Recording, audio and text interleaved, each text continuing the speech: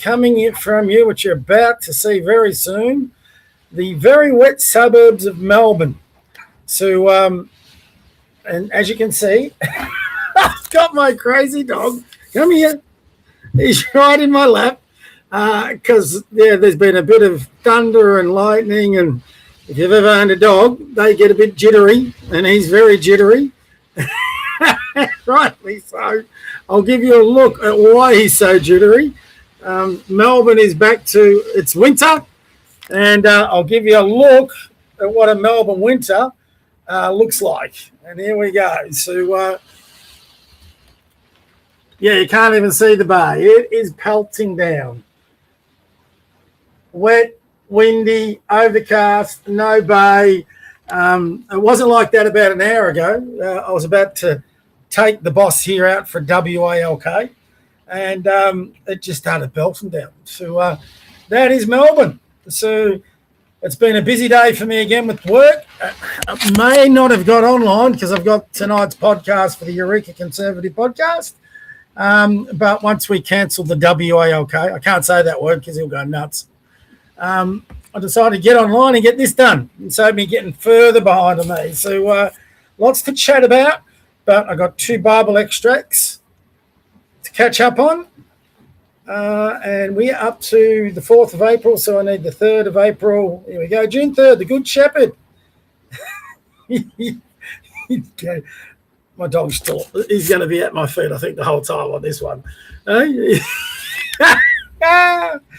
He's a classic. He's such a funny boy. The Good Shepherd, Ezekiel 34, 20 through 31. When the Lord Jesus Christ told people that he was the Good Shepherd, they would have understood him because of passages like today's reading. This could be interesting. So now I, the sovereign Lord, tell you that I will judge between you, strong sheep, and the weak sheep.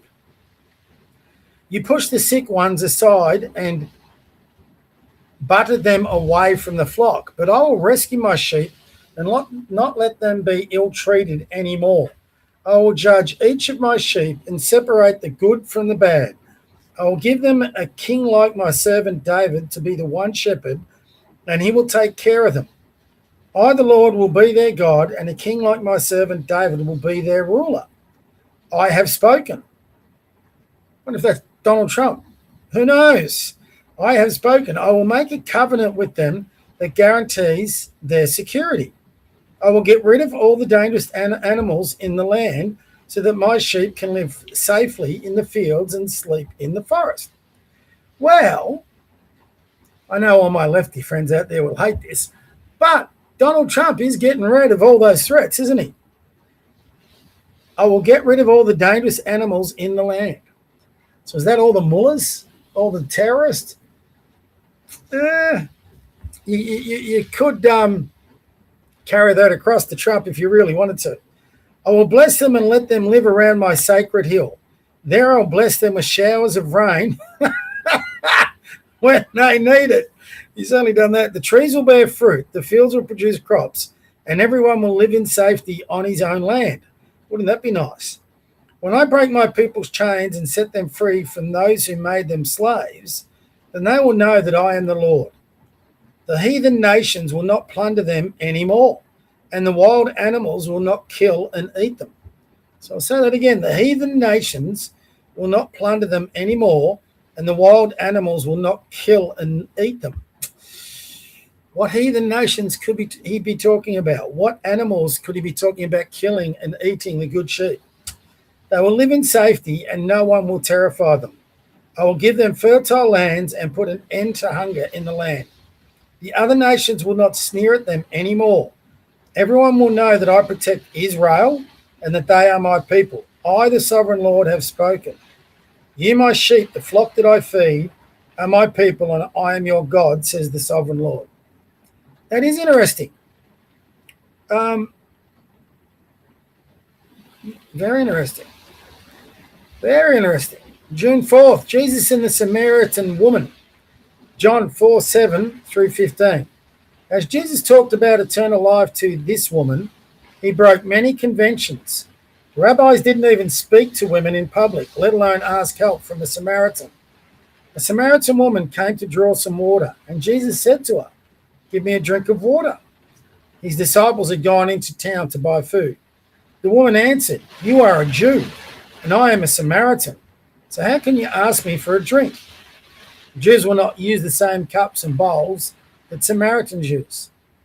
Jesus answered, If only you knew what God gives and who it is that is asking you for a drink, you would ask him and he would give you life-giving water. Sir, the woman said, you haven't got a bucket and the well is deep. Where would you get that life-giving water? It was our ancestor Jacob who gave us this well. He and his sons and his flock all drank from it. You don't claim to be greater than Jacob, do you? Jesus answered, Whoever drinks this water will be thirsty again. But whoever drinks the water that I will give him will never be thirsty again. The water that I will give him will become in him a spring which will provide him with life-giving water and give him eternal life. Sir, the woman said, Give me that water, then I will never be thirsty again, nor will I have to come here to draw water. Interesting. There's interesting concepts in the Bible. And I've always found concepts like that it makes you think. When you talk about faith, and listen, I do my very best to have faith in Christ. I've made that decision many years ago, back in my 20s, that I was a Christian, that I would believe in God, have faith in God. But you lead plenty of extracts at it. What does it mean by drinking his water? Is that about living the life he wanted you to? I've said a number of times, I consider myself a poor Christian. I might be a harsh judge on myself, but I think I'm a realistic one. I suppose by drinking the water, you have to live as the Bible explicitly tells you to, which is very difficult. Not many of us achieve that. So, I get envious of people who can live that way. And I'm not necessarily even talking about priests or nuns or bishops or anything like that, or pastors if you're a Protestant. I'm just talking about the people I come across who can be very rigorous in their faith. And there are anomalies. People can be, like, look at Nigeria, where they have obviously a deep faith in Christ, but they're getting slaughtered by Islamic terrorists. So those sheep aren't being protected, are they, from the animals? But we've got to continue having faith. I think these things are sent to test us. And you've got to find the reasons to believe. That's my opinion. Anyway, like I said, I try not to be an evangelist. Everyone's entitled to their opinion. My dog's down on the floor. He's back up again. He's very jittery. He's not liking this. You okay? Oh, God. So anyway, rant time. Unless you've been living under a rock, and I dedicated my rant the other day to this, so I'm just revisiting it again for a different reason, and that is the death of Henry Nowak in England. So just to quickly touch on it, this is the case of two-tier policing in England, where a young 18-year-old white kid got stabbed 5 times by a Sikh, and they rang up the police hotline and said this young man while he hadn't died at that point, they'd killed him. He was on the way to dying. And they said he'd committed an act of racism. They got caught out in the lie. Not only did they lie on that hotline, they lied when the police got there, and the mother of the person that killed this kid, she came, took the knife and hid it away from the police. So it was lie after lie after lie. But the police believed them because of the racist factor, that they did the white kid that was lying in front of them dying. And not only did they believe them, they handcuffed the poor kid. And one of them said, when he told them that he'd been stabbed, they said, one of the officers says, I don't think you have, mate.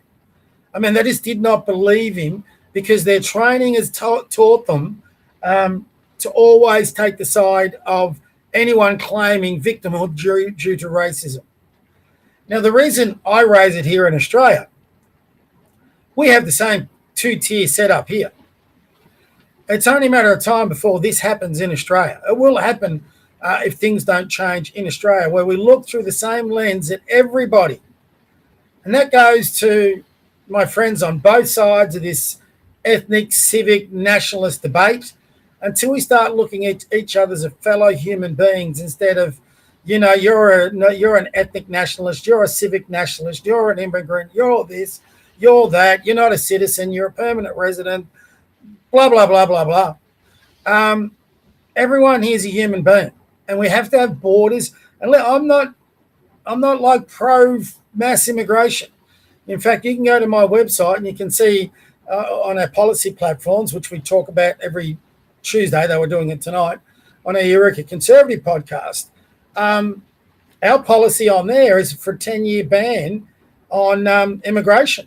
Not because we're racist, not because we're against immigration, but simply the Australian infrastructure no longer can cope with mass immigration. And it's taken us 25 years at least to get to this point. It's going to take us at least a decade to get us back to a point where, one, we can have the infrastructure to accept more people. And I'm talking infrastructure in energy, in schools, in housing, hospitals, policing, waterways, dams, you name it. We've got to have it. There's no point telling more people to come in, because the more you jam people in, the more problem you're going to have. I didn't even mention, housing and housing availability and rentals. And we're just bursting at the moment. And I'm not against the big Australia, but Australia is a continent that could easily support 50 to 100 million people. We're large enough. We've got the smarts to do it. But you don't grow until you can manage it. You don't grow until you can bring those people in, and they're not going to impact the lives of everyone else here. So what I say, it's going to take us 10 years to get that. I mean, we're absolutely broke. We're in debt across every state. We're in debt federally. We've got no money. And I do think we've got to also figure out what is the amount of immigration we want. How do we want to grow the population organically, for example? Organically, for those who don't know, is, how do we get our young ones having babies again? How do we get them having families again? Not families of 1 or 2 kids, families of 4 or 5 kids. How do we make a traditional family the goal in life, the predominant goal? That's what it used to be. You used to go to work, get a good job so you could provide for your family. We've lost sight of that. It's now we go to work to get a good job so we can look after ourselves. We're back to front as a society. So this does apply here with the mass immigration we've got. So, the other part is that what do we want our society to look like? And this has got nothing to do with white versus black before I get everyone coming into me. To protect our way of life, what does the makeup of Australia have to be? We've got to get away from the black, white, immigrant, civic, nationalist. What do we need it to be? You can be a nationalist, believe in our heritage, believe that the bulk of our population should be Anglo, not Anglo-Celtic. I mean, I find it quite bizarre that a lot of people use Anglo-Celtic. Just Anglo's plenty. Because if you use Anglo-Celtic, then the argument can be thrown right back in your face that the Celts hated the Anglos, which is true. The Gaelic-speaking people of Scotland, Ireland, and Wales used to hate the English. And don't forget, the English were originally, they weren't you had that battle between the Saxons and the Normans. So you had the Vikings coming over, you had the Romans coming in. So the whole thing about ethnic purity is a bit ridiculous, because there's not even ethnic purity on the island we immigrated from. So it's not even a matter of that, but we have got to a point in England, and I believe in Australia, that the ones that they say have the most privilege, which is white males, heterosexual males, are now probably the ones with the least privilege. You miss out on work. You miss out on benefits. Now, if in the crime, the court doesn't believe you. The police won't believe you. And for example, if you think white men, heterosexual men, have a privilege, where is the sports rounds dedicated to white heterosexual men? We got them for our Indigenous communities. We got them from the LGBT communities. Where's the ones for the white heterosexual men, or indeed women? We look after trans women, which are men. So the whole thing is back to front. We just don't look. If a trans woman commits a crime, they should go to jail for life if it's murder. If you're a Muslim, a Sikh, a Hindu, a Buddhist, and you do what they did to this young lad over in England, Well, I'll go further. Not only should you go to jail, where it's irrefutable, I think the death penalty should be coming back in. So that's where it's got to go to. Now, what is getting all talked about, it's our police, it's the policies, all that. Who puts those policies? Who puts that direction in line? It's our bloody politicians. And the reason I raise it today is I listen to our parliament when I work. Like, forgive my appearance, I'm a bit unshaven. I've been up. One of my things, I do a publication for local businesses. So I've been doing that all day ever since I got up. So as you saw, it's a miserable day out there. So put the heater on, get the coffees roaring, and I spend all day at my desk. I've just finished up getting this publication up and out. So in the background, I've got the TV on, the news going. And, we had Parliament question time. Now, I'm not sorry. I mean, if you think Albo's bad, and in a lot of his ministers like Burke and Bowen and Miles are bad, look at the rest of his cabinet. Look at the rest of his backbenchers. I wouldn't employ them.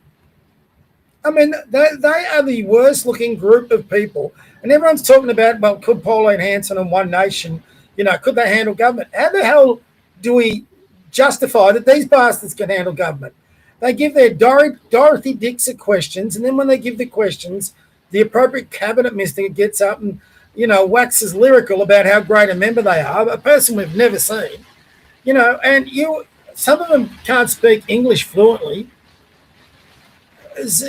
They've got these women there for just being women, not because they're smart, they're bloody dumb, but they've got them there because why? They're a woman. It's not because they can serve their community the best. So all this DI bullshit starts from the top and it's reinforced at the top.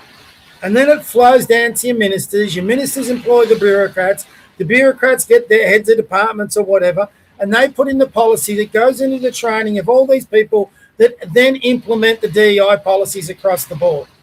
And it's not just in the police, it's in our education system, it's in our legal system, it's in our medical system, it's in everywhere. It's in the NDIS. If you are a white heterosexual male or female, good luck. You are last in line. To get in a university place, it is harder. So, yeah, there's more of us get in there because there's more of us. It's not because it's easier. But we are still behind in those priorities in our system. And that priority, if we get anything like the policing system that they've got in England, what happened to Henry Noah will happen over here. In many ways, it's already happened. Look at Bondi. 15 people were killed because they were Jewish. Another 40-odd were terribly injured. And what does our Prime Minister Albo do? He calls a royal commission into anti-Semitism instead of radical Islam. Can't be about radical Islam. Can't be about Muslim. Can't be about integration. We have the same DEI bullshit, multiculturalism crap in Australia. And it is, oh my God, it's so belting down out there. It's going to come our way. And I'm not against immigration. I'm against mass immigration. I'm against immigration that is not compatible to our way of life. If you're a Muslim person who believes in the Aussie way, and this is something I have again on my website, feel free, theconservative.com.au, look up politics and look up the policy updates. We identify what an Australian is, what Australian values are. So what the makeup of that has got to be, I think that's a really important discussion to be having in Australia. I don't think I think the debate has been kind of silly and stupid lately. But it is a debate we've got to have. It's a discussion we've got to have. And right now I feel like the lone wolf just running down the middle, and I've got, one group on one side, one group on the other, and they just don't want to meet. And the sad part, they're all part of the centre right. The polls are showing that we can get Albo out in the next election. We can get the ALP out of government. We can get them out of government starting across the board in Victoria and in federally. Are we going to screw that up because we can't define what an Australian is? Are we going to screw that up where we can't get this DI nonsense out? I mean, don't say we're not split. We now in Victoria have two parts of Parliament, one for the Indigenous part of the community and one for the rest. How long before we have a Muslim chamber of Parliament? How long before we have a Hindu chamber of Parliament? We should be all Australians. Stop this multicultural bullshit. If you're an Indian living in Australia, by all means, go have your centres of faith. But you know what? Go raise money and put it in yourself. And that goes for Catholic churches, English church, all denominations, as far as I know, are tax-free. They have tax exemptions. If that's the case, why are we giving them tax dollars? That can go for my Catholic church. That can go for the Anglican church. That can go for the Islamic faith. That can go for the Jewish faith. It is about time they stood on their own 2 feet and they relied on contributions from people of their faith. It's up to them if they want to survive to get people, for example, in the Catholic Church. I'm a Catholic, but every time I go to church, 2/3 of it's empty. What are you doing to get more people to the church? The Catholic message is a powerful message that should have those pews at least 3/4 full, if not fully full. Why aren't you getting people in? If I'm a business owner, which I do every day of the week, I've got to figure out why my marketing message isn't getting through so I get the business I need to stay afloat. Why doesn't the Catholic Church have to do that? Why doesn't the Anglican Church have to do that? I don't get any government dollars. I have to pay my taxes. Why is it any different? The DI bullshit's got to go. Got to go. And every person out there has got to be looked at equally under the law, equally under our legislation, equally by our politicians, and not have these little favourites. Am I wishing too much? Probably. But don't tell me what I'm saying is wrong, because it's right. And every decent person would agree with me that this is the right attitude for our politicians to take. But they do not take it. Watch Question Time. Watch how much they divide, they conquer, and they pit us against each other. Albo's a classic at it. Bowen's not much better. Burke is a traitor. Absolute traitor to this country. He throws us under the bus all the time. They keep talking about this new Australia. Burke keeps talking about how immigrants don't have to assimilate. They can just keep their own ways. Well, if you bring people in from war-torn countries that have been going through decades upon decades and they keep their own ways, we're going to have not one Henry Nowak, we're going to have multiple Henry Nowaks. So, I mean, like I said the other day, say a prayer for Henry Nowak and his family, but say a prayer for our country too. Because we need to get, and hopefully it's coming, we need to get people of common sense who understand that dividing us is not the way to get this country to a better place. Now, that's my rant. Back on here at 8 o'clock. Got a big announcement I'm going to be putting out and covering from here on in. There's something through my business that I've got to raise funds for, and I'm not going to get it through the government. So I will be appealing for that. I'm not going to be selling you DVDs or thing. I've said I'd never do that, and I certainly wouldn't force it upon. But if I can get this up and going, I have something like, 11,500 followers. Out of them, I think 8,000 are verified because I've done email thing out of it before. I just need 100 people to put in some dollars, and I can get what I will call conservative hubs. So this is not just me getting on the web or getting anywhere else.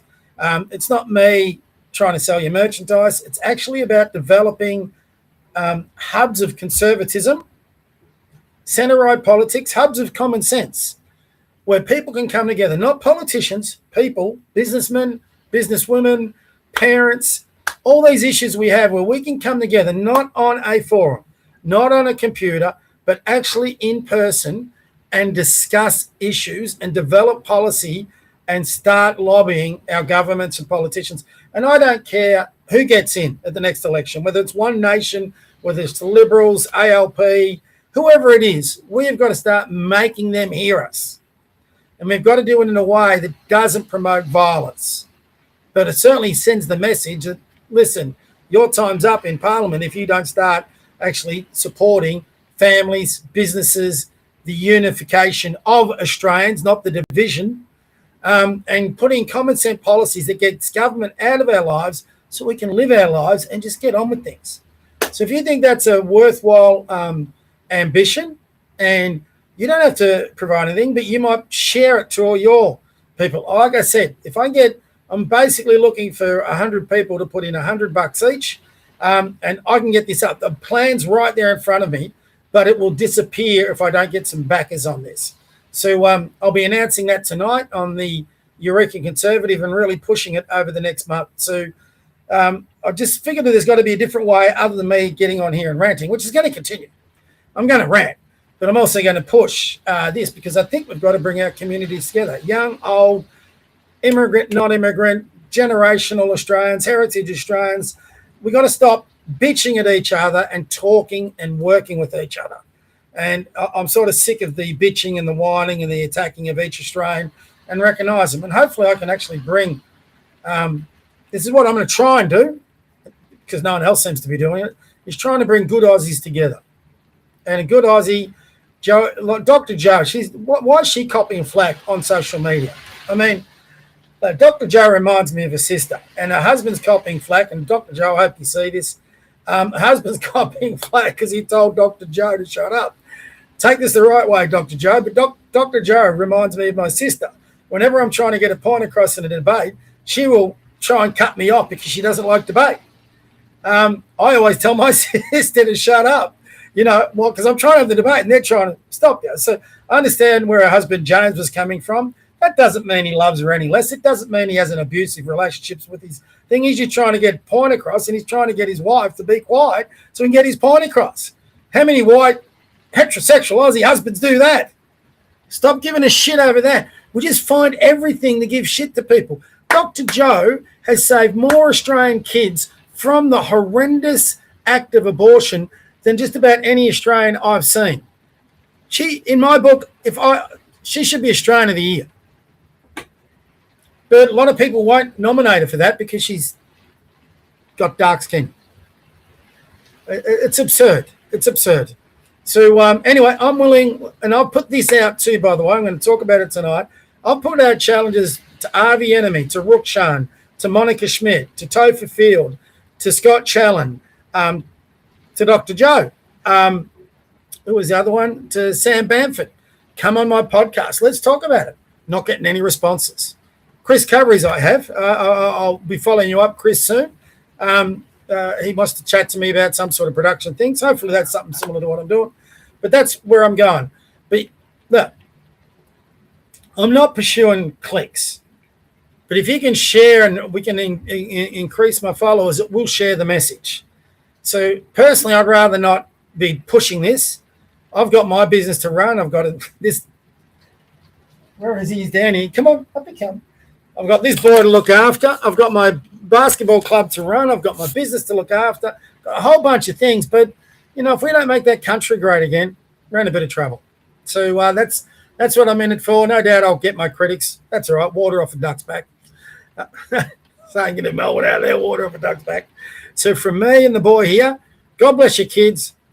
God bless you. God bless your grandkids. God bless your pets. God bless that country.